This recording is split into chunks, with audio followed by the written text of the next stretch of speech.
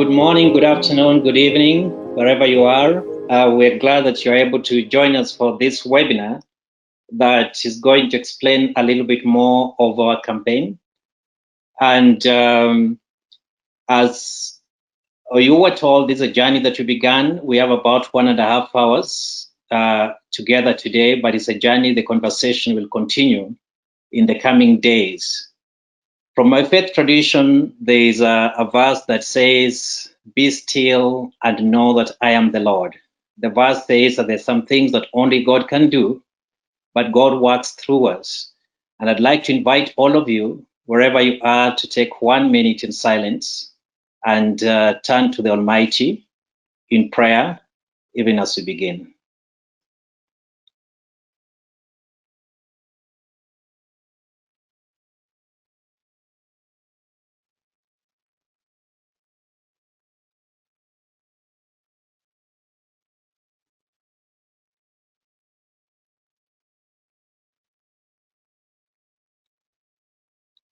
Thank you very much. And again, welcome to Faith in Action for Children to try and reflect on our response to COVID-19 pandemic. And even as we begin, I would like to invite Dr. Mustafa Ali, the General Secretary of GNRC, that you all know, to briefly share with us the objectives of our meeting and also the objectives of the campaign as a whole. As we move along, my name is Fred Nyabera, one of the directors for Arigato International End Child Poverty. With us, we have 3 other directors. We have Maria Lucia that will be taking part and explaining more on the campaign. We have Rebecca Rios-Con from New York. Rebecca will be giving some concluding remarks. And then we have Mustafa Safsaid, who will also be participating in this webinar together with other staff members from Arigato. Welcome, Mustafa. Thank you very much, Fred, for your introductory remarks. I hope each one of you are having a good day from wherever you are, from the east to the west, north to south. I want to thank Maria Lucia for putting together this webinar and bringing us together to share about the global campaign that Arigato International initiated. And Arigato International initiated this particular campaign because of the need to have this campaign around the world to engage with global organizations, intergovernmental organizations, faith communities, and bring us together, from faith to governments, grassroots to international organizations, to reflect together and to share together on what we can do together, and more importantly to build on the solidarity that we all have been working very hard to build around children, and to focus on compassion and empathy. So these for those GNRC members that were in Panama in 2017, a lot of our focus were on addressing violence against children. We came up with the Panama Declaration, the 10 commitments to address violence against children. And we have been progressing very well in addressing violence against children. And now suddenly COVID-19 is thrusted amongst nations, amongst the global humanity. Children in particular are suffering. You might now be aware, based on the statistics that have been given, 1.5 million children are now facing various kinds of violence, whether it's sexual, psychosocial, psychological, or physical. What COVID-19 has done really is that it has catapulted and has increased the levels of violence against children and women at home, because in most cases we are in lockdown situations or curfew, whether it's the hard lockdown or the soft lockdown. Children who who used to be abused and now with their tormentors at home, they don't even have the confidence or cannot reach out to organizations, agencies that would give them a listening ear. And it's a very dire situation in a number of informal settlements. If I may give you an example here in Kenya, children have actually been killed. Their mothers who are traumatized, they don't know what to do in the context of COVID, and they have decided to take their own lives and that of their children because they don't know what to do. And what we need then to do is to give hope, is to engage with communities that we cannot be defeated by COVID. Everybody is doing their best to try and address a COVID situation. And the challenges that COVID-19 has brought before us. Arigato International, as you are all now aware, based on the letters that we sent to you as the directors of Arigato, Maria Lucia, Rebecca, and Fred, is to invite you to work with us, to engage with us, and for us to support you in wherever way we can to try and do what we can do to alleviate the suffering of the children. And there's a lot that children themselves can do, and indeed are doing, to engage their own communities in families to try and have a kind of a paradigm shift in the way we look at things. COVID-19, the world after COVID-19 is not going to be the same again. And there are opportunities here for children, for all of us, to try and be a part of that paradigm shift, to shape how this world is going to look like post COVID-19. And because children are impartial, they're non-partisan, their ideas are readily welcomed. So Arigato International started the Faith in Action for Children campaign, and essentially it is calling on all religious leaders, faith communities, you and I, to contribute to build a better world for children, to highlight those issues that are affecting children, that are affecting you, that has increased the stressful environment in which our children are growing up in.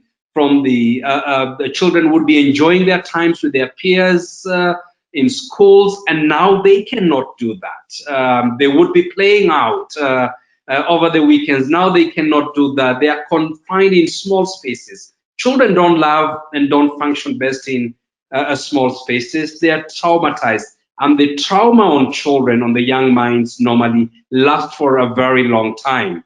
And so what we are asking you to do as GNRC members around the world is to see what is it that you can do to contribute to helping, engaging, and protecting children against violence, and share that with us. Share what you're doing, however small. An action is an action, whether it's big or small. It is an action, and each action counts. And so together we are in this and are going to work together with all of you, support you in your work as you engage in your own communities and mobilizing faith communities at the very local levels. I'm very happy to let you know that we are engaging all the Arigato International directors, and Arigato International is deeply engaged with UNICEF, with all organizations that are actually working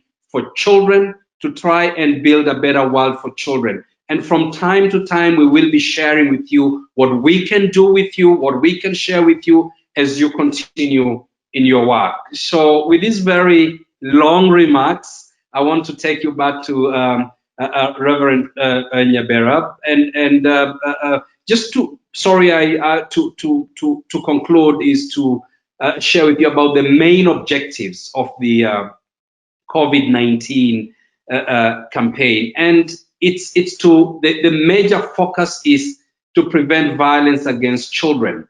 And even though we see that a lot of impact in terms of public health, is affecting the older generation. Children are affected in ways that is going to be long lasting, and we cannot lose track and sight to note the very hidden kinds of violence and effects that children are having to grapple with. And so this campaign's objective is to lift up these issues, the areas, and to contribute positively to ending violence against children in the context of COVID-19. Thank you very much, and I take you back to Reverend Fred Nyabera. Thank you very much, Mustafa, for giving us an overview and the initial introduction and objectives. Once again, we welcome those who joined us after we had begun. There'll be opportunity to ask questions, but I believe you can also type your questions as we move along and make your comments. There's provision for that.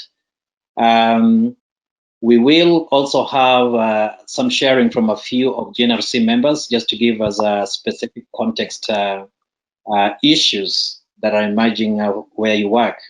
At this point, let me welcome Maria Lucia, one of the directors of Arigato Ethics Education based in Geneva, to now tell us a little bit more details about the campaign itself. Welcome, Maria Lucia. Thank you, Fred. Good afternoon, good morning, good evening, everyone. So I will be sharing a presentation. So we will turn off the cameras now. So you will be seeing the screen, a PowerPoint presentation. You will see that there are some handouts also that you can click. These are some of the materials of the campaign I will be referring to. So let me just get you started with the presentation. So as Mustafa mentioned, so the idea of the campaign is to work on the prevention of violence against children. As we see, it's been rising during this COVID-19 pandemic. And we have very specific objectives as well. The whole idea of the campaign is to mobilize religious communities and child protection experts to protect children from violence and support their well-being. The second one is to support parents, caregivers, and teachers to foster children's well-being and their physical, social-emotional, and spiritual safety. And the third one, that is perhaps one of the most important, is to raise the voices of children and young people and help them to raise their ethical reflections on the impact of COVID-19 in their lives, in the society around them, and to empower also them to contribute to the transformation of the world. Mustafa was talking about this new world that is being shaped, this new normal that we talk about, and we believe that children need to be participants, need to be contributors to this new reality. So how do we create opportunities for them to be part of this dialogue, particularly when the narrative of children is in a way being silent? What we hear is mostly about adults and elders. But the discussions about children and the impact of children on children is not so visible as we would like it to be. So these are some of the objectives. What motivates this campaign? And Mustafa has mentioned several of these things, and of course it's our faith in children, it's our conviction on working with children, it's the work that we do for the prevention of violence. We have seen recently the violation of human rights, and particularly the rights of children during the COVID-19 pandemic. And of course, this is, what we see is part and the result of the many measures that governments are taking. But in a way, what we are seeing is that there are violations of several rights of children. Of course, the right to education. Even if many children are having access to online education, we know that 50% or more of the children around the world who are out of school at this moment do not have access to a computer, do not have access to the internet, and therefore have no access to any type of education. Sorry, I see my...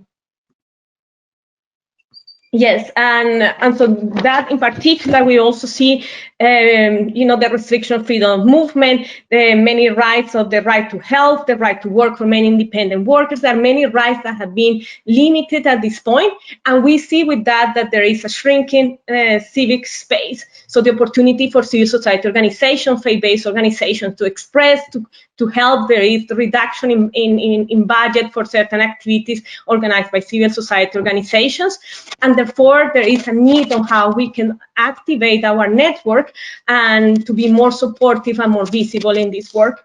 We see increasing levels of domestic violence and against children, as Mustafa mentioned, and we also see, of course, the risk and the threats for children online, which is not a new thing, but it's been exacerbated now during the pandemic. We see a rise in the number of reports in the hotlines, national hotlines for children. We see an increase in reports on domestic violence. So children are not only being affected directly by violence by their family members, but also indirectly by the violence perpetrated against the other members of the household. And we also see a rise in xenophobia and discriminatory rhetoric, and the narratives of hate spreading online, which is, of course, of great worry for us at Arigato when we promote interfaith collaboration and action. So how minority groups have been displayed, the messages that have been sent, blaming, for example, certain groups of the society for the spread of the virus, less support to certain particular groups. And so we see a lot of this, and this has been reported by the United Nations in several times during the last weeks. And of course, we see the impact on the most vulnerable and decreased levels of poverty affecting children. And then with that, of course, we see how the most affected are at the end children. And not only the levels of poverty. I think it's important to say that there is a call to be more aware of what is happening to our environment and to see how we can protect Mother Earth. And I think the impact that we see now on COVID-19 on the structural issues is also a call for all of us to reevaluate the way we relate to nature, the way we reevaluate our relations with one another. So these are some of the things that motivated the response, how all these affect children and young people. So what did we do? So we have launched this global campaign, and many of you have been involved in providing input, recommendations, sending us videos, sending us reflections. And so we developed this response page, and as Mustafa shared, this is a response page for all Arigato International, so all the initiatives working together for this. So the Global Network for Children, End Child Poverty, Prayer and Action for Children, and Ethics Education for Children. And so this is on the Arigato International website. For those who haven't access, I will try to maybe show it here for you. So this is the page, as you see it, and we display here all the information related to the campaign. The campaign has several components, has the voices of children and young people. So we see videos and messages that have been collected from different children around the world that you have been sharing and sending to us. Those videos are put on our YouTube channel and also shared on our social media channels. We have the voices of religious leaders as well, and messages, written messages, and as well videos from several religious leaders. Some of you have contributed to these messages. We also have, these are messages from different parts of the world. Also, there are collections of messages from Latin America and the Caribbean. And then we have several reflections and resources and reflections from several experts, people working on child protection, and several of you, and also partners. So all this is documented on this page. And we have developed some material. So let me take you back to the presentation. So we have developed certain materials, and we have also organized webinars that some of you have participated, an interfaith prayer with children, which was held a month ago with children from different religious groups and religious leaders. As part of the materials that have been developed, and I believe some of you or most of you should be already familiar with some of these materials. So we did the adaptation of the activities from the Learning to Live Together program for families. We developed key messages to support children's well-being, and these are messages I'm going to explain a little bit more in detail now, because these are key messages that we would like you as JNRC members to take with you, to use them in your activities, in your countries, in your own context, and these are messages that will allow us to have a coordinated response as JNRC members and Arigato International. And we have developed a set of recommendations for religious leaders and communities, a booklet with very concrete recommendations of how religious leaders and communities can help and support and protect children during this time. So let me walk you through these key messages. These messages, you find them on the website. Here on the handout, you can also download them. There are 12 messages that we develop. The first messages are regarding strengthening faith while keeping physical distance. And of course, as people of faith, and we are used to being direct contact with others. This is how we also nurture our faith with others. It's in the service with others. And of course, the COVID-19 pandemic and the lockdown has forced us to be separated from one another. So how do we keep that faith and this closeness, spiritual closeness with the other while being in lockdown? So this is a call for religious communities to hold virtual worships, to continue engaging with one another in multiple ways, and by keeping physical distance, but not forgetting the importance of this spiritual closeness to one another. So finding ways to do that. The second is fostering interfaith dialogue and collaboration. And I think, as I mentioned before, with the rising xenophobia messages and the hate narratives online, there is an important need for us to work together with others. The lockdown has forced us to be separated in a way, but how do we reach out to other religious communities to respond to the needs of the most vulnerable? How do we create this as an opportunity to get in close collaboration with people of different faiths and to strengthen that keeps us together, which is those values and faith in a transcendent, in a divine, in God, or whatever we believe it is. The third one is strengthening our interconnectedness and sense of unity. So very much related to this is how then we keep, this new reality that we are living is calling us to realize that we are interconnected, that what happens in one part of the world is affecting us here in this part of the world. So how do we build on this interconnectedness and this sense of unity? How do we reach out to others? How we work with those who perhaps we haven't worked with before? So that's a message to strengthen that interconnectedness and unity. The fourth one is supporting parents and caregivers to prevent violence against children. Again, as we mentioned, the levels of violence, domestic violence and violence against children have increased. There is a lot of stress in parents, caregivers, financial difficulties, so that those stressors create more violence at home. So how do we support parents and caregivers to prevent violence? What kind of messages do we give to them? How religious communities can become also, heavens also for families that are facing difficulties, and they can help, how religious leaders can reach out to people in these times. What can we do to provide support and prevent violence against children? The fifth one is nurturing children's spirituality to strengthen their resilience. So, of course, how we use this time to nurture our inner selves, our connections with others. As we mentioned, the connection with nature and this faith in the divine, the transcendent. How this faith help our children to build resilience in these difficult times when they are disconnected from their peers, when they are disconnected from their friends, and at times when they don't have enough time to spend with their families, and families are preoccupied with other issues in their lives. So paradoxically, we have seen that even if we are still at home as family, sometimes there is less time actually together. And the sixth one is harnessing opportunities to strengthen connections and nurture positive values within the family. So precisely with that, So how do we use this time at home to be together, not just sitting together in different places at home, but doing activities together? How we help children to to be part of the helping with the chores at home, how we can cook together, how we can help each other, how we create these moments to spend time together and quality time.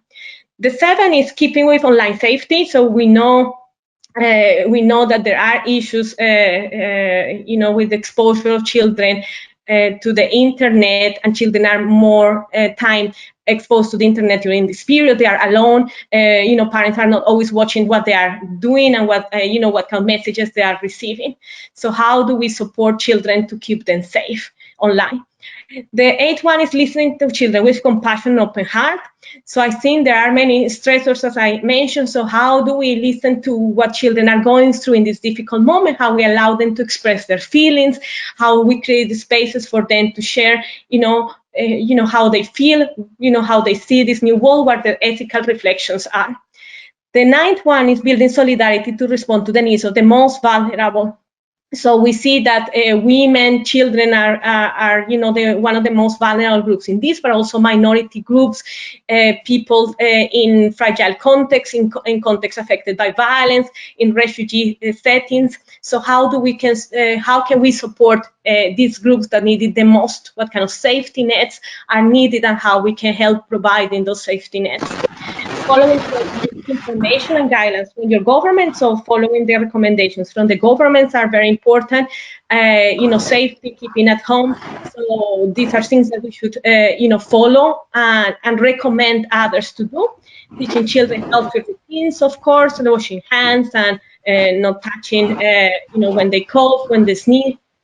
And the last is supporting efforts to ensure that families living in fragile and conflict-affected areas are not left behind. So advocating for these families, for refugees, to governments about this. I think there is silence at times about the repercussions for the groups of the society. So how can we as people of faith be more vocal for the needs of the most needed?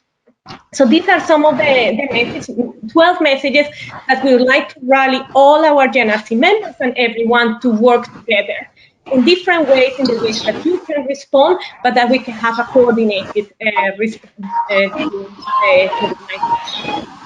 Very briefly, I'm not going to go into the details, but I just want to mention that we developed this booklet on ideas for action for religious communities, based on the leadership of religious communities.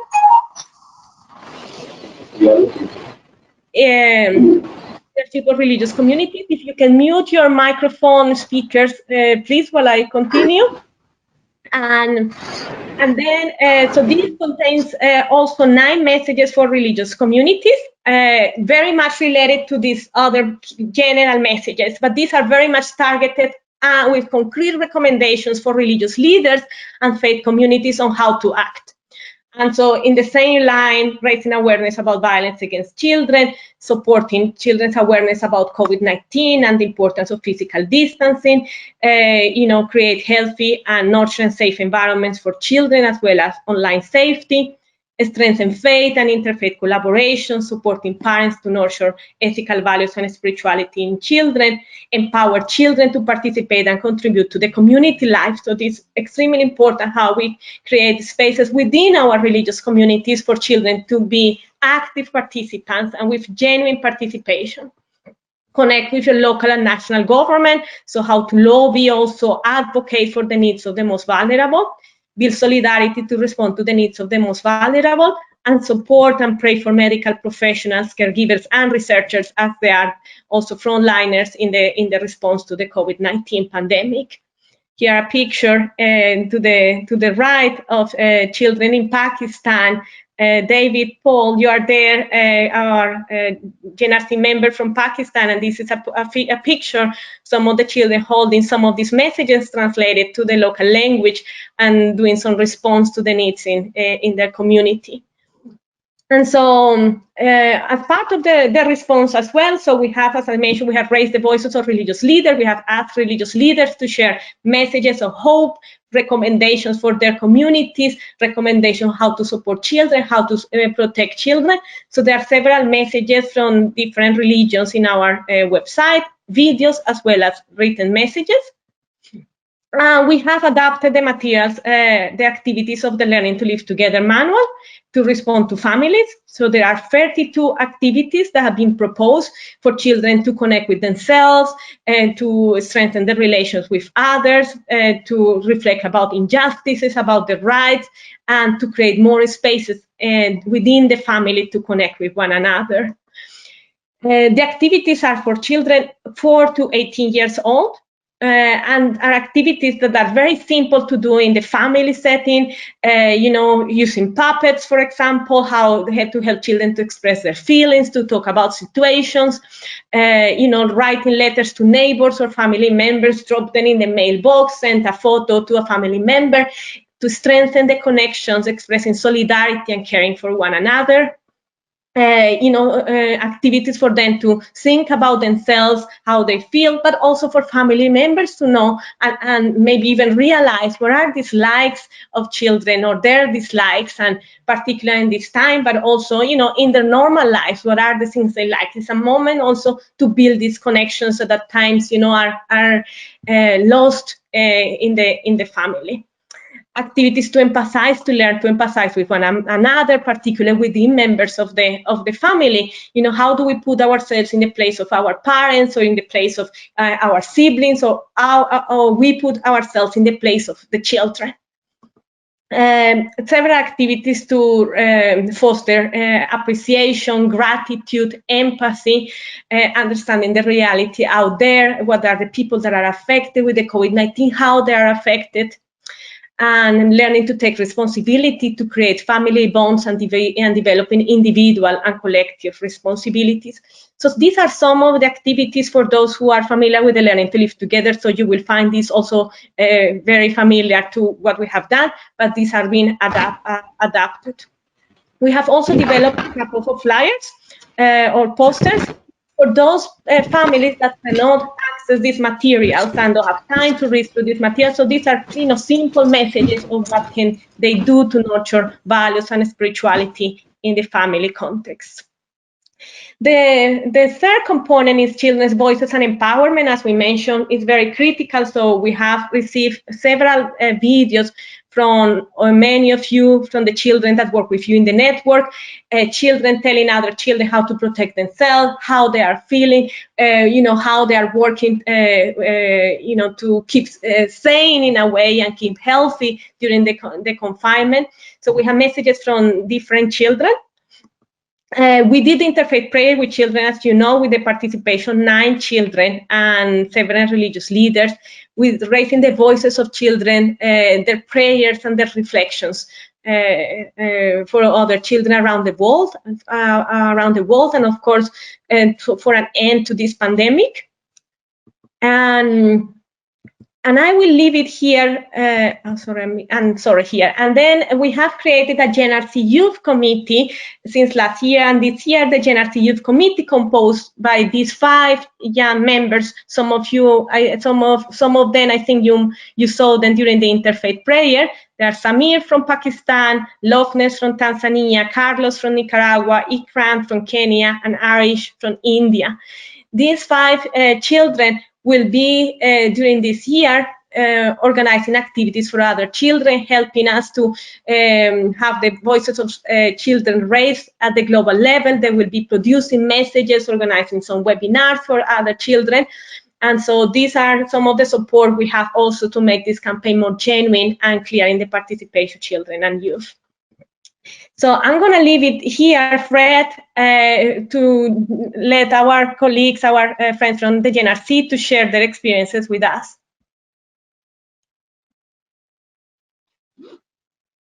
Thank you very much, Maria Lucia. That's quite a journey that we've taken and we intend to take.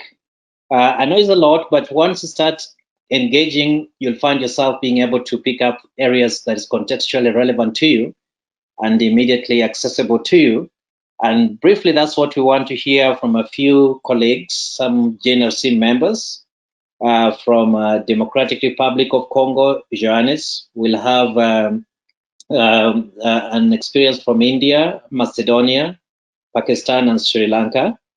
And colleagues, you have about 3 minutes each. I believe you can do it, can't you?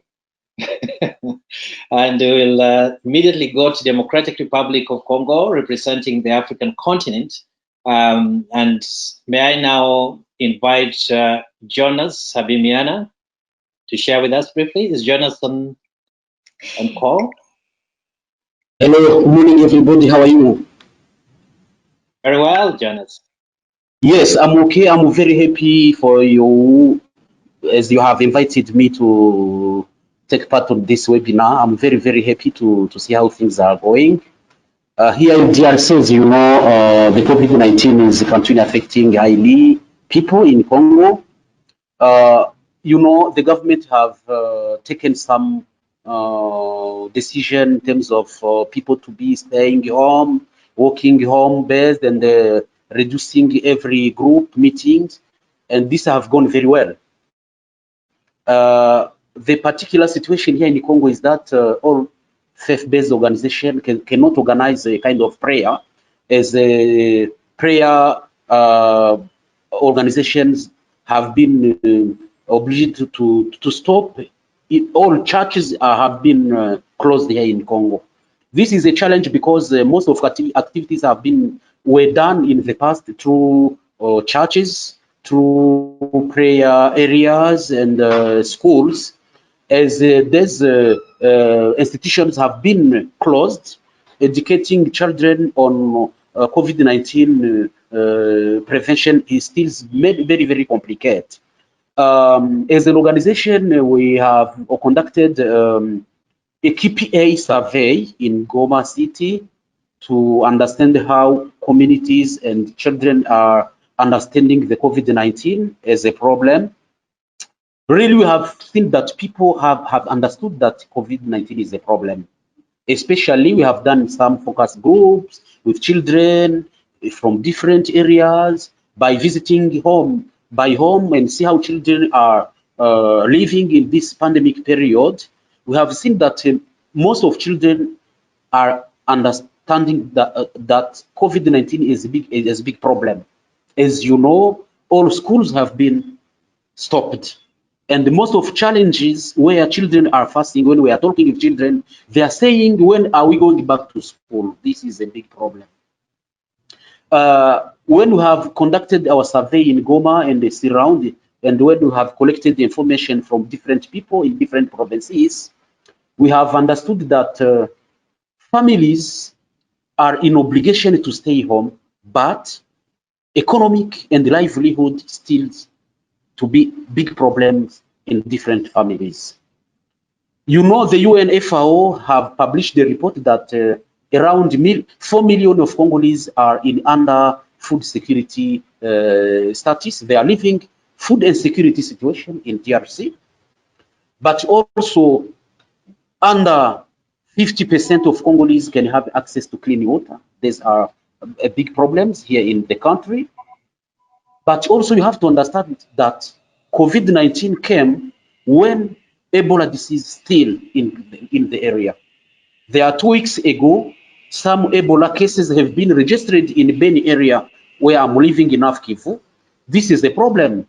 And yesterday I was speaking to World Health Organization technical staff to understand how COVID-19 is affecting children and how Ebola have also impacted children. Really, there are some cases of children who have been victim of Ebola, and also really COVID-19 is affecting children now, based to economical issues, based to livelihood issues. So this is a problem.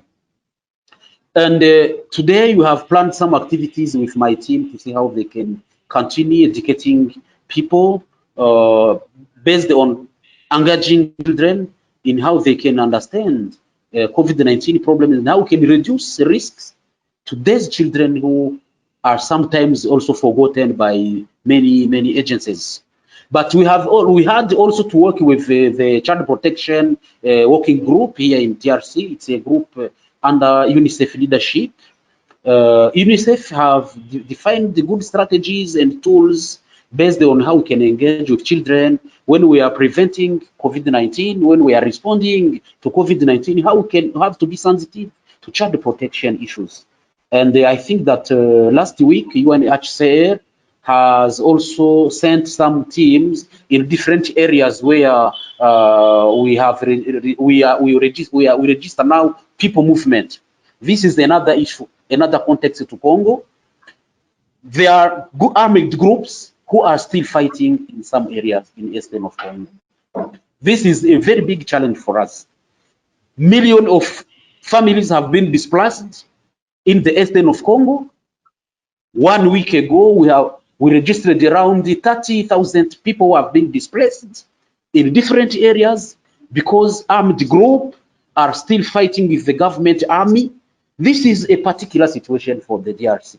And most of people who are at risk, most of people who are impacted by the conflict, they still women and children when we are living the COVID-19 pandemic. This is a problem. But Thank you, also, yeah, thank you very much. I think we will have time to share many other experience. So Fred, do you have something to add? No, I was just saying thank you very much for sharing the direct incidences and the context situation in DRC. I think one thing that comes out of that is that there are existing or pre-existing challenges that are still there and also need to be addressed and not to be ignored, like humanitarian issues, situations of conflicts, fragility.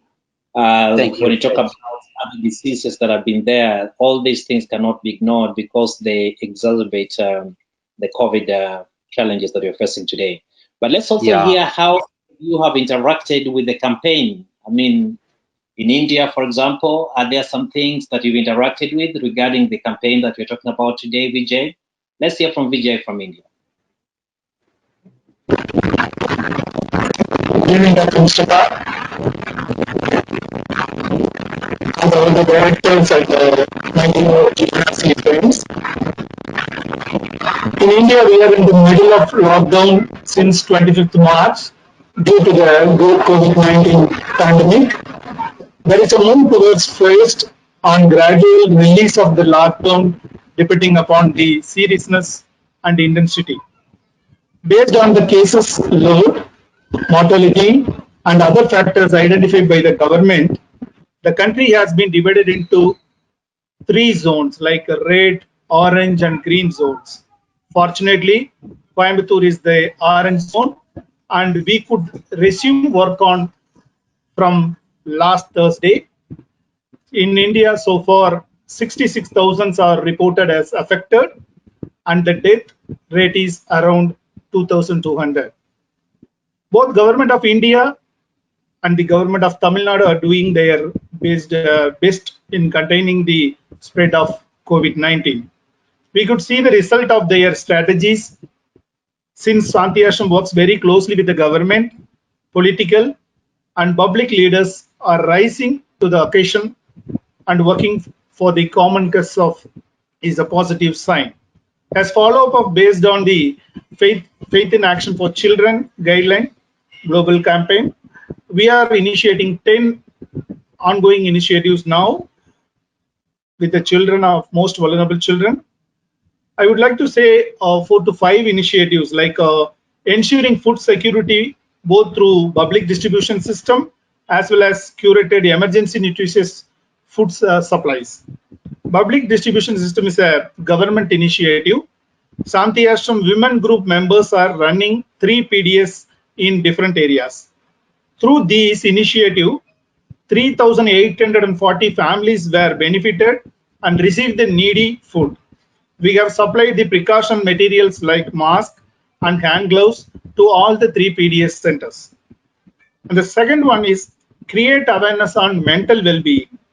With the help of a senior psychiatrist in Coimbatore, we conducted 4 sessions with 120 people, those who work with the children and some of the young representative also, like our GNRC committee, youth committee members, Akash and Aris also participate in the session.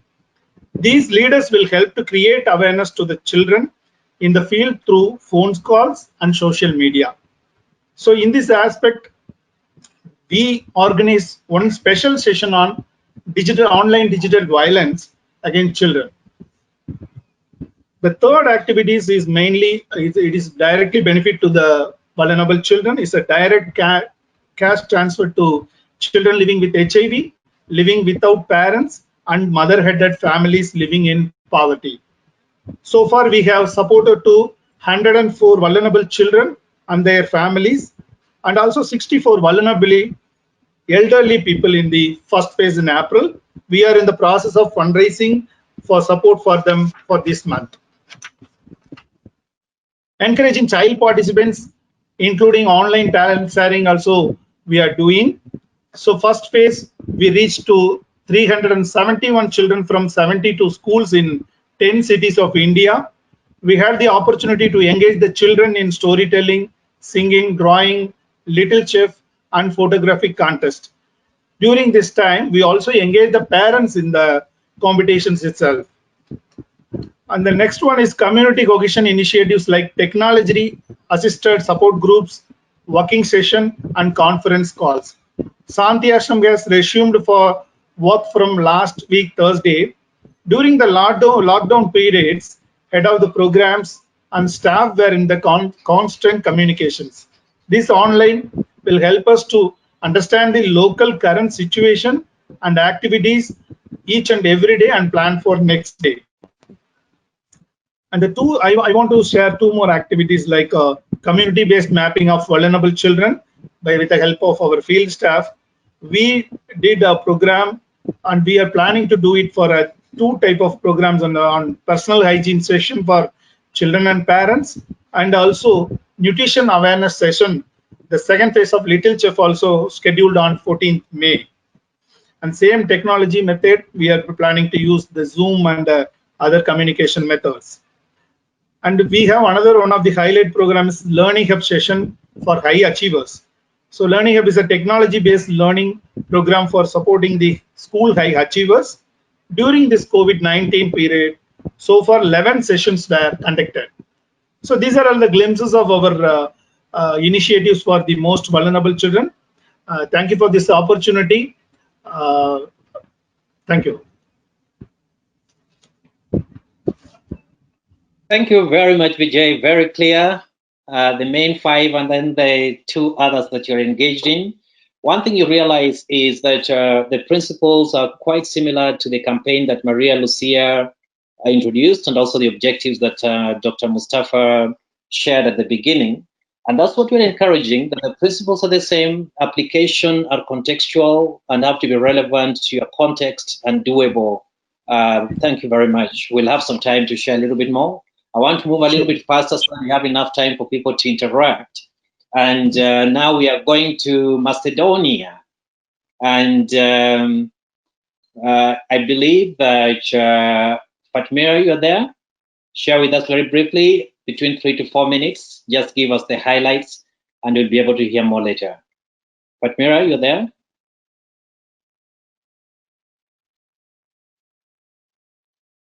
Okay, maybe Fatmira, if you're there, please do come after Iftikhar from Pakistan. Kindly share with us some of the connections that are there. I think Fatmira is already, I think her audio is working. Yes, okay, I think now it's okay. Can you hear me? Please do. Yes, we can, very clearly. Okay, thank you. Hello to everyone, and thanks for having Macedonia there.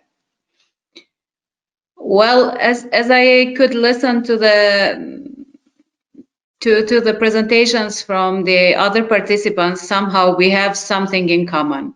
And in common is the lockdown, and in common are the restrictions of the people. In our country, 2 months now, the whole country is in lockdown. But now they started with somehow the longer hours to go out. As we started on the beginning of the March. I think it was 10th of March when all the schools were closed and all the activities where people can gather were forbidden. So, taking in consideration the fact that the children and the families that use the services of the Children's Embassy Mejashi are in low social risk, so we try to contact them and to see which are their needs. But because we knew that with the lockdown, they can, I mean, even the ones that had the job, now they lost it. And as we were thinking that they have the need for main things, as it's food and hygienic means. So we contacted even, I mean, about the lockdown, and the hours that we could move were very short. We had it difficult to find a way to bring the materials, the supplies to the people, which on the end we did through an agency, delivery agency. And beside food and hygienic means, we also thought that the children who mainly do not attend school, they are street children, we bring some materials, school materials, also social games that they can use and stay at home and play with them, which showed that it was very helpful for them. Also, on the other side, children are not going to school, and they having a lot of time with their parents and their families, and we know that it will be difficult for this change because we were not used to, and that's why we were trying to, find a way how we can engage children to do together with their parents to have more quality time together. And we came with the idea to open a group in Facebook and Instagram, which was called Together at Home, where parents could share the games and the ideas, the educative ideas that they are doing with their children, which showed up that it was very interesting. And also somehow the ones that started to share their ideas impressed and motivated other children, but also the parents. The other issue that we are concerned about is violation, because we know that all the children are at homes with their parents, but we know that we don't know how is the situation there. Since Children's Embassy Mejashi have a SOS line for children and youth, where they can call and ask for help if they have any issues. But this time, I mean, this period, with this lockdown period, we do not have too many calls. And as our colleague psychologist says that they don't have the safe space where they can be alone and share their, their concern and their problems. So we think that after the lockdown, the number of the SOS calls from children and youth will be higher, as they report reports for the violence, domestic violence, are higher now. And also, I don't know whether I didn't mention something, but globally, this is all that we do. Thank you very much, Fatmira, and wish you all the best. As you said, some things are quite similar, just the interventions that might be different. And we are glad that you're leaving no child behind. You're going for the most vulnerable within your society. Pakistan, Iftikhar, you have your 4 minutes. Thank you very much, Fred. Thank you very much, Maria. Thank you very much, Dr. Mustafa Ali, for giving us opportunity to share how we are responding to the present situation of COVID-19. First of all, I would just like to share an update that till today, there are 30,941 confirmed COVID-19 patients in Pakistan as per government statistics, and with casualties of 667. Since 23rd of March, like other parts of the world, schools are totally closed here in Pakistan. And earlier it was expected that the schools will remain closed till 30th of May, and school will be reopened on 1st of June. But now the government has again announced new dates that all the schools will remain closed till mid of July. And after the July, keeping in view the evaluation of the situation, the government will decide either they have to reopen the schools or not. Like schools, the parks are also closed, the playgrounds are also closed. So children are like confined to stay at home. In good faith to prevent the corona situation. That particular situation was like quite an unexpected and very new situation for all of us, because it is totally different from the normal disaster situations like flood, like earthquake or things like this. So that was like quite a new situation in a country like Pakistan, as like other parts of the world.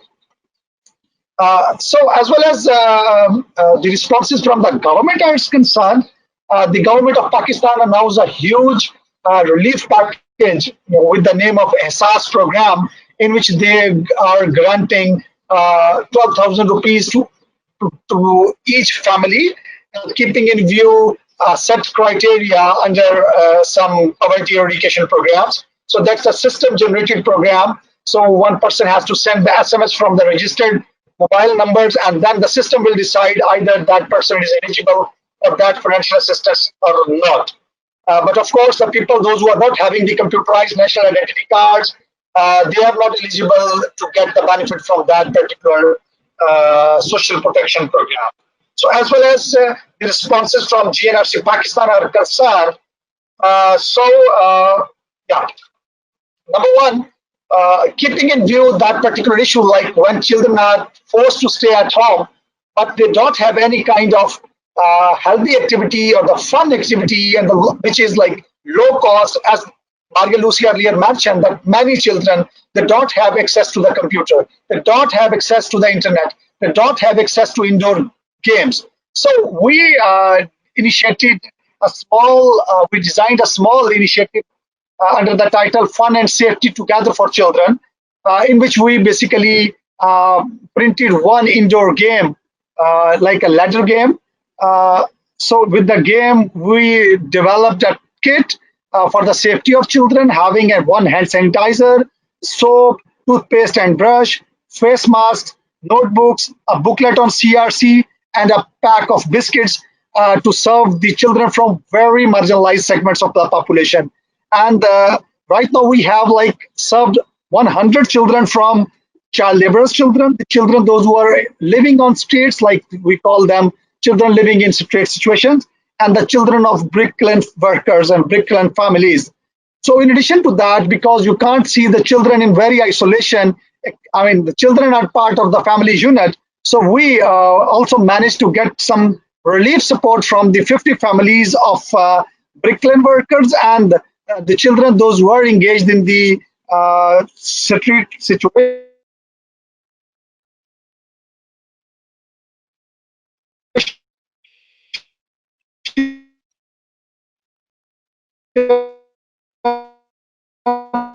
There seems like frozen.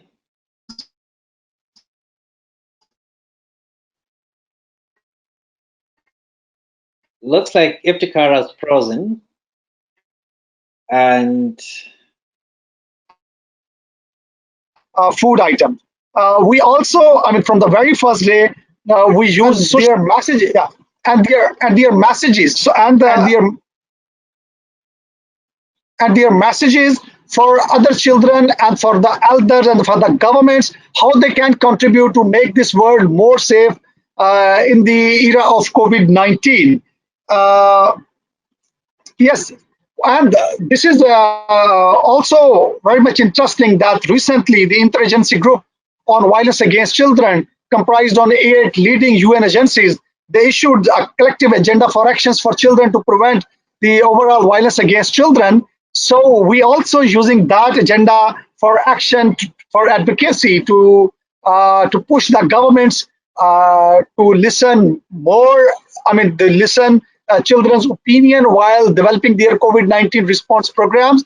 So the COVID-19 response programs having reflection that they are having the voices from the children and the young people, because right now all the COVID-19 response program, they are not having the voices of children and the feedback from the children. So that is an important area which we are targeting through our advocacy intervention. So in addition to this, we also developed our partnership with Child Protection and Welfare Bureaus, those who are the government departments and government authorities and the government agencies.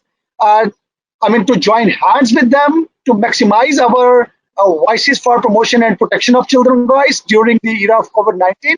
And within next few days, we are going to conduct and arrange some radio programs through Radio Pakistan, having messages from different faith leaders, from the government officials and other child rights experts on preventing children from online safety, contributing children's online safety, preventing them from family violence during COVID-19 and the lockdown situation during this COVID-19 era. So they are like the briefly intervention which we are carried out here in Pakistan. Thank you very much, Iftikhar. A lot of innovation or innovative responses that you have there, but also it's interesting that you're working with the government. That's one thing that we need to reflect more, because we cannot do it alone. Let's hear from Sri Lanka before we move on to the next session. We are trying to create time so that as many of us as possible can interact. But meanwhile, even as you wait for that space, kindly, if you have any question, write it down so that we can respond to it, or we can reflect on it. Or if you want to say something, you can also write it down so that your microphone is unmuted when the time comes. But feel free and interact in writing even as you listen. Kavita, please share with us very briefly. You have your 4 minutes. Greetings, everyone. So to give you a brief update on the current situation in Sri Lanka, we now have 511 persons under medical care, 343 persons recovered, and 9 deaths. Today the curfew was relaxed, but of course there were specific restrictions as to, for example, only 1 person from each house could go out, and you'll have to follow an identity card system where you can go out of the house based on the last number of your ID card. Schools and education institutes remain closed until further notice. And in terms of Sarvoday's response to COVID-19, I think Sarvodaya has been one of the first respondents in this crisis. And we have collaborated with the government and community-based organizations to distribute dry ration packs to underprivileged families. We've also provided personal protective equipment to frontline healthcare workers. We've provided refreshments to healthcare workers in hospitals. We've also supported the National Child Protection Authority by contributing to their communication expenses and by providing mobile phones to child protection officers. We've shared the COVID-19 risk education videos and posters on social media. We've also used materials from the Arigato International campaign by distributing it among our partners and those in our network. In addition to this, Dr. Vinyari Ratna, the president of Sarvodaya, is a co-chair of a civil society collective for COVID-19 response. This collective has been managing the nutrition and health requirements of all care homes across the country.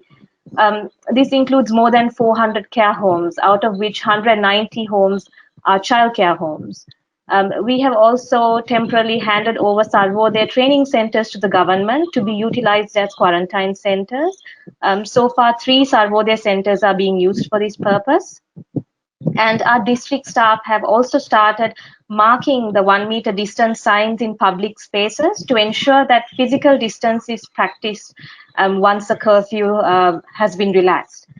And we're also working with religious leaders to develop COVID-19 risk education material, from a faith-based approach. And also we are working with faith leaders to promote messages of hope and solidarity. In this context, we've also shared the materials that Maria Lucia was speaking about with faith leaders as well. And we are also pleased to share with you that the British Asian Trust has decided to select Sarvodaya as a trusted partner for the COVID-19 response. So this is just a very brief overview of what we've been doing. Thank you for giving us this opportunity. Well, and Kavita, thank you very much. And if you look at some of the sharing that is coming from our colleagues from different parts of the world, they are very much aligned to some of the things that Maria Lucia shared, some of the recommendations we're given, whether it's awareness raising, responding to violence against children, helping to create nurture and safe environment for children, or even connecting with the local and national governments. These things are some of the things that are being recommended. So we are not really asking you to necessarily start completely new things, but we are just saying that there are enough material, we are giving some ideas, and we can have cross-pollination of ideas and cross-pollination even of experiences to make our work worthwhile. And the question now we have to ask ourselves after listening to all this is what next? And I'd like to ask Maria Lucia very briefly to share with us some of the recommendations before we open it for more reflections and discussions. Maria Lucia. Thank you, Fred. So just briefly, because we'd like to hear from you, but just to say that, as mentioned, children and youth will be preparing some posters. There will be some webinars organized by children and youth, led by the JNRT Youth Committee. We are conceptualizing now the idea of having webinars focused on country response. So this is also the idea of having you here sharing what you are doing, and maybe having regional webinars where 2 or 3 countries can share the response in a way showing how these messages are put into practice and implemented. So we will be reaching out to some of you regarding this. Sorry. Then the ethics education office will be launching an online course on ethics education for children customized to the COVID-19 pandemic response, and this will be launched on the 8th of June. We, of course, want to provide technical support to the work that you are doing, so very much looking forward to hearing from you, so you can contact the JNRT Secretariat on the kind of support that is needed. We want to continue activating the voice of children and JNRC members, so we invite you to, collect the voices of children through written messages, through videos, asking your religious leaders, communities also to share messages of what you are doing, the challenges, how you are responding. We'd like to showcase the implementation that you are doing, so we'd like to receive more information what you are doing with pictures, information, so we can prepare this news and share with others. We believe that this is a way also of inspiring other people to do things. And we are also thinking of organizing regional interfaith prayers. And this is also for discussion with you on how you see this. We saw the interfaith prayer you organized was very successful, and we're thinking that the JNRC members would benefit also of doing other interfaith prayers at the regional level, also for the needs in each particular context. So we want to hear from you. What else can we do together? What are your recommendations? What are your ideas? What are your concerns? So the floor is open for you, Fred. Thank you very much, Maria Lucia. I will continue moderating this part. Mustafa has something to say. Let me just finish this, and then Mustafa has something to say. And then at around 4:45, maybe 15 minutes or 20 minutes from now, Maria Lucia will take over and hand over to Rebecca to finalize. But for now, let me hear from Mustafa. Mustafa, you're muted, I think.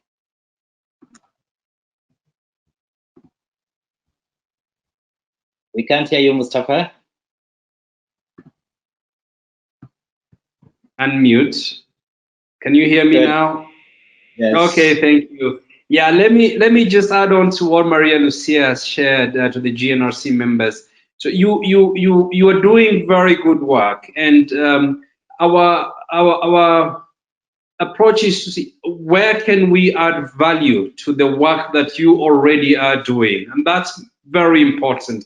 Secondly, is your work is grassroots work, and so you don't need to feel that you're being overwhelmed by being a part of a global campaign. What you are doing at the grassroots is what we are going to lift up to the global, so that we can share with the others. And thirdly, the networks that you build, the friendship that you are building at the grassroots level with religious leaders, with communities, with governments are so important, because those respond directly to the challenges that are in your community, in your village, in your town, in your country. And I'm very pleased to hear, for example, what the GNRC members, for example, in Sri Lanka, the kind of work that they are doing in partnership with the government there, in Pakistan,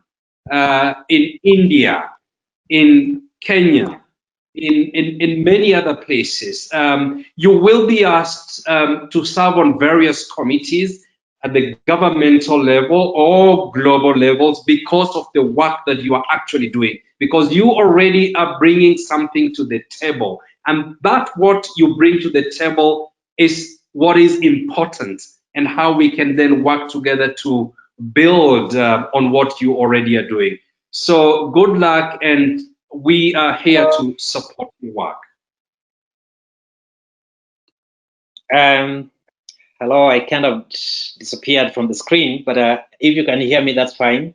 We can hear you, Fred. We had requested that we can see you. you can see me. I can't see myself, but that's fine. We had requested that you write some questions if you have, and if you also want to talk, just write down, and then Maria Lucia will unmute you so that you can ask questions. We'll take about 3 comments or questions. Just make them short as you can, so that you can take as many as possible. Fred, I see that Zvoni Mira from Bosnia Herzegovina. She has a question. Zvoni Mira, do you want to ask a question? Yeah, thank you. Yeah, can you hear me? Yes, you can. Oh, so thank you for inviting me to this webinar, and I'm very glad to be a part of a GNRC family, because I can see a positive things that we are doing, a practical things. We are not just speaking about the problems, we are acting. So I will just use one quote that I'm using for all my NGO life from in a GNRC.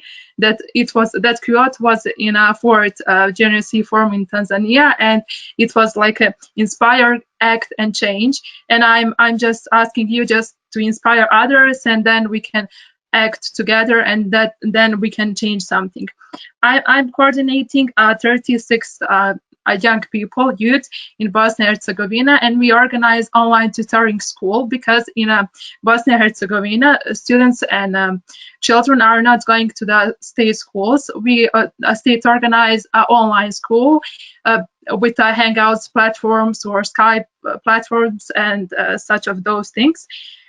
But there were a problem with the professors, with the all professors, because they didn't want to use those platforms because they didn't know how to use it. And also a lot of children didn't have the opportunity to have a computers, laptops, or some other things to be a part of those online schools, and they didn't understand how they will learn lessons, how they will write different subjects and homeworks that they have to. So we bring more than 200 students around the Bosnia and Herzegovina, and we involve 300 children around Bosnia and Herzegovina that we are helping them with the learning. We are tutoring them on different subjects. And also we organized webinars with education of professors how to use those platforms. And also we donate some laptops and technical support to our children. And also what is very important that students from philosophy faculties with us, like psychologists, they are organizing with us in cooperation online telephones that their children and parents can communicate with a psychologist, and they are giving them advice. So my question was for all of you: how can youth also contribute to our children? How they can protect children? Because I think that youth are very important. They can understand children. They can understand children's feelings.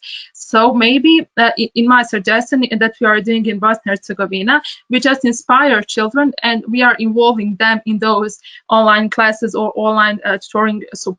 And also maybe youth can also inspire others, and they can learn technical skills to other professors maybe, or religious leaders, because also we have a very old religious leaders around the Bosnia and Herzegovina from different ethnical groups and religious groups, but they don't know how to use those platforms like Hangout, Skype, or just platforms for a webinar. So maybe we can, as GNRC members, also inspire youth to organize some technical webinars, because if in Bosnia and Herzegovina we are all staying in our homes, so we cannot move around our country or cities.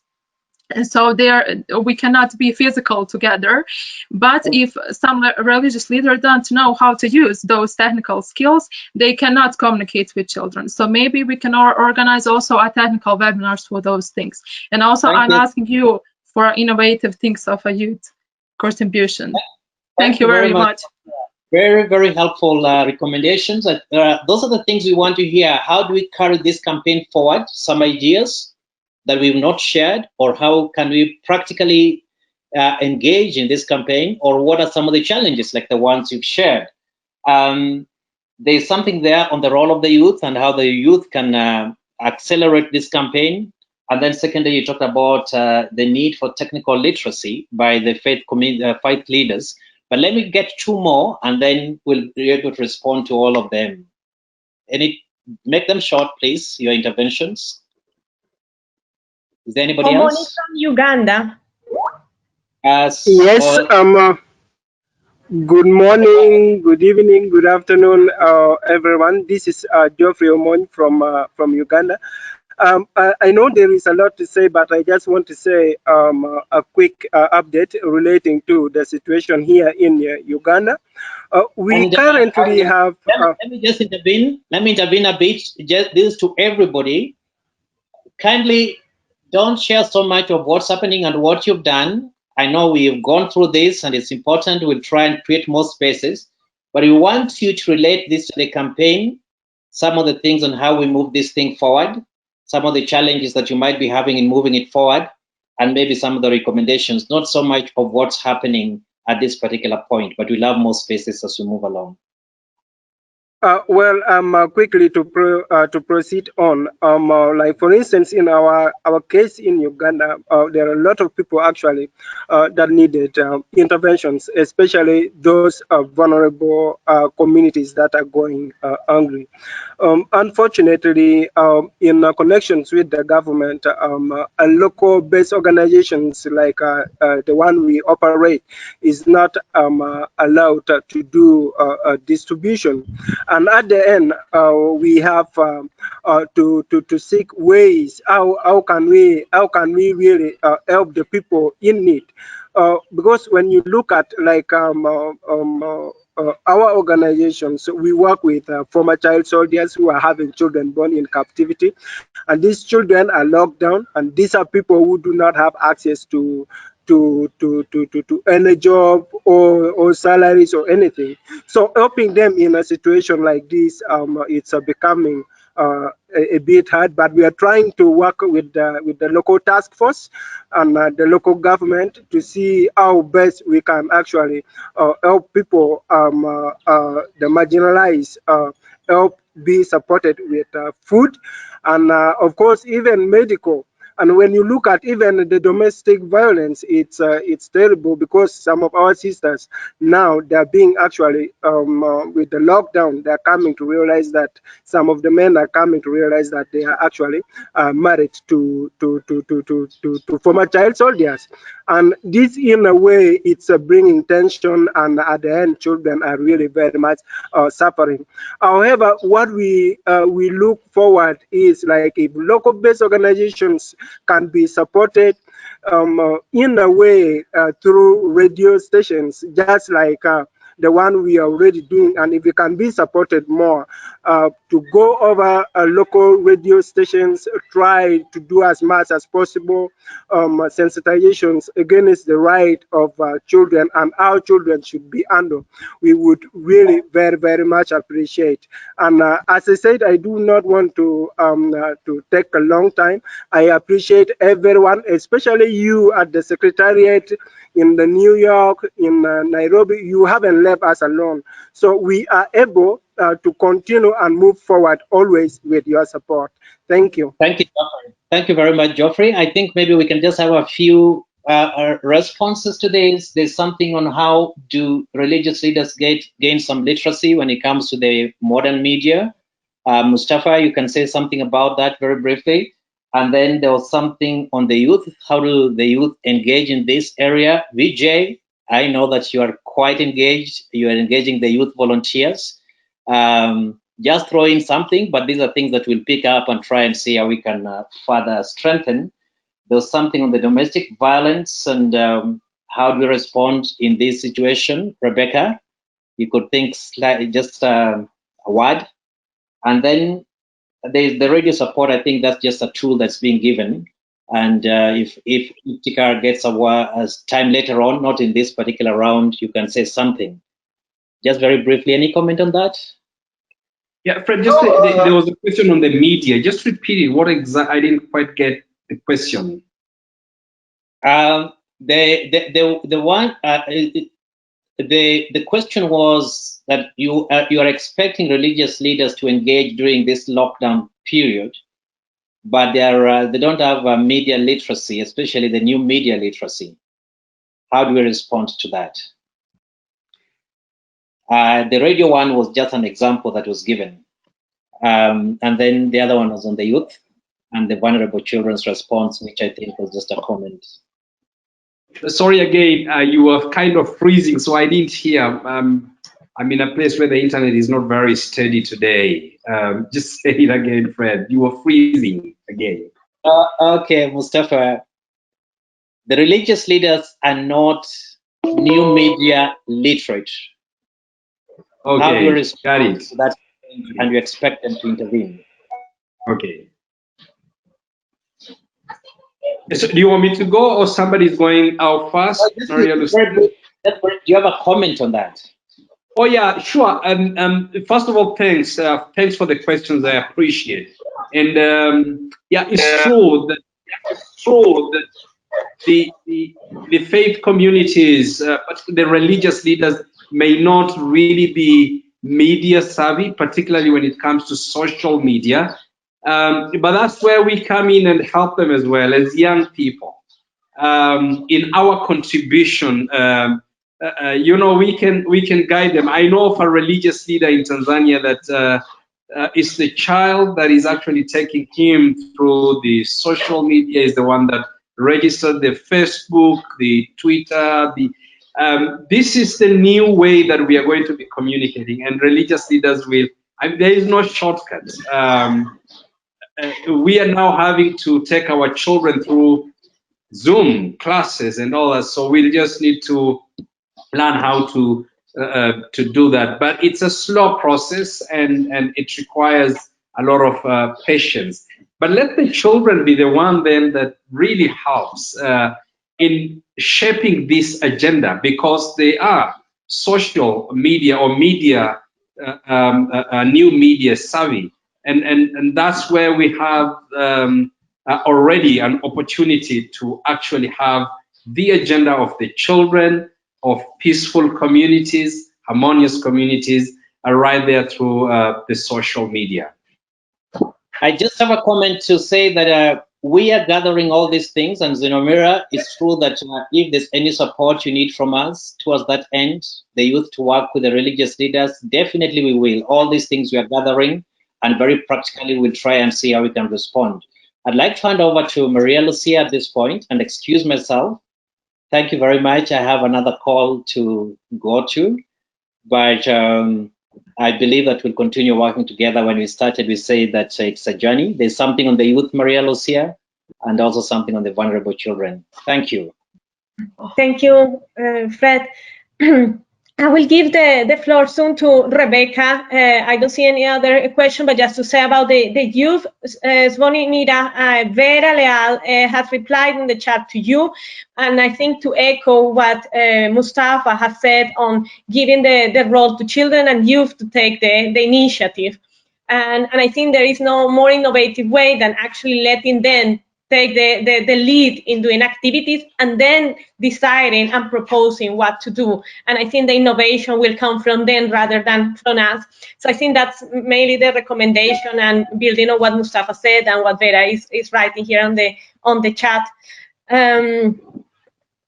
So I think because of the time, we will move to Rebecca for some closing remarks, but we are building on what you are saying and your questions, and we will be in touch with you. So Rebecca, if you want to provide some closing remarks, and Mustafa, if at the end you have any other closing points, please feel free.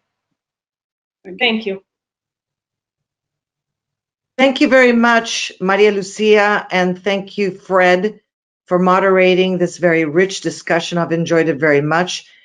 So first, I would like to thank the organizers out of Geneva and Nairobi. Thank you, Mustafa, for organizing this with the Global Network of Religions for Children and our partners, our key partners. I think it's important to underscore the value of this communication. We are all in this together. This conversation has made it very clear. I'm very thankful to the panelists for sharing their experiences. So thank you very much, Jonas, Vijay, Fatmire, Iftikhar, and Kavita, and others who have provided their inputs today. But the panelists, I think, shared very important messages that shows we are all in this together. We are united in this mission. Many of you were with us in Panama in 2017 at the Global Forum, at the 5th Global Forum of the Global Network of Religions for Children, where we identified 10 commitments. This is definitely, our response is definitely within those 10 commitments. So we can always go back to that guiding reference, because a lot of people that were with us in Panama made those commitments. I'd like to just say that we must continue to respond. That is our mission. We are all for children. We are guided by our commitment to ensure children's rights and well-being. And never before have we faced such a challenge. And now I think that we are going to have to continue to work together, continue exchanging our experiences, continue to play a role in promoting solidarity globally. And we must also remember to raise awareness, as has been said today, about the COVID-19 pandemic and its impact, including on children's rights. And I'd like to just flag another resource that we did not mention so far today, but you know about it already. As you know, we developed a study last year on faith and children's rights, commemorating the 30th anniversary of the Convention on the Rights of the Child. Convention on the Rights of the Child was adopted unanimously by the General Assembly in 1989, and we commemorated the 30th anniversary on November 20th of 2019. And so I would like to remind you that that study is on our website of Arigato International, and it shows so much that we need to share about children's rights from a multi-religious perspective. It's the first time that such a study was ever developed. It's quite extensive, but I think it's a very useful resource right now in these challenging times. I would like to also say that we must be very careful to ensure that we don't ignore the false information that's also going out there. I'm sitting in New York where the pandemic is very, very high and causing so many deaths, and it's a very unprecedented time for even a rich country like the United States. I'm very alarmed by the number of cases here. We're all very alarmed. It's unbelievable to think that there have been so many deaths in a very rich country. So we're very concerned about the countries and the children living in those countries that are not as well off. But yet here in the United States, there has been a chaotic response, if you will. So part of that chaos also brings false information. Last week, we had a webinar with a top expert on children's rights, and he was talking about false information reaching a lot of our communities. So I would say that you should be, as much as you can, vigilant about ensuring that our communities and our partners are disseminating good information based on evidence. And so the work of the World Health Organization also comes to mind, the work of the World Bank and UNICEF. I'm glad that we mentioned our partnership with UNICEF because that's very important. Then finally, I just wish to thank again the Global Network of Religions for Children. Your participation is key. We are here to serve you. We are here to help you, to provide an added value to the work that you face every day. So please reach out to us. This year, as director of our program, Prayer in Action for Children, we're going to be very busy trying to support our partners in commemorating the World Day of Prayer in Action, which will come again in 2020 on November 20th. And I urge you to reach out to us and our colleagues in New York and elsewhere that will be promoting this event again. So thank you all very much. And I would just like to close with something that Reverend Miyamoto, president of Arigato International, said to us when we were developing the study on children's rights from a multi-religious perspective. And he was reminding us what would happen if we could bring all of the religious communities together to pray for children. Children are being forgotten. Children are being left behind. So let's do our best together to pray and encourage action for children. So I would thank you all again. And maybe we should close with a moment of silence for all the victims of the COVID-19. Thank you.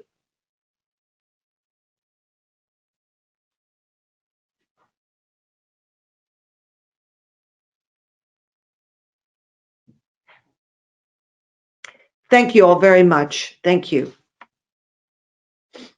Thank you, Rebecca. Mustafa, is there any other point at this moment that you'd like to share? Yeah, thank you, Maria Lucia. Just to thank all of you, to thank all the GNRC members for attending, those who managed to, and the directors of Arigato International, and our panelists who happen to be leading GNRC members in the work that you do around the world. Just one point is for us to remember that we are living in unprecedented times because of COVID-19, and there is a crisis going on. It is during crisis moments that leaders are produced, that those that come with solutions that are going to change the way we look at the world. And we look forward to all of you being a part of the leadership that is going to produce that solution that is going to change the way we look at this world, and that our children are going to be seen differently in the way they contribute to changing and shaping the world. Thank you very much. Thank you, Mustafa, and thank you, everyone. You will receive, please access all the materials that we shared. You will receive a survey linked tomorrow or later today. So feel free to fill in this survey. It's just with information how useful this webinar was for you and any other ideas you have for the campaign. So we look forward to receiving those answers. And feel free to reach to the Secretariat of the GNRC for any other comments or questions. So we thank you for your time, and we wish you a good evening, good afternoon to everyone. Bye. Thank you. Bye-bye. Thank you.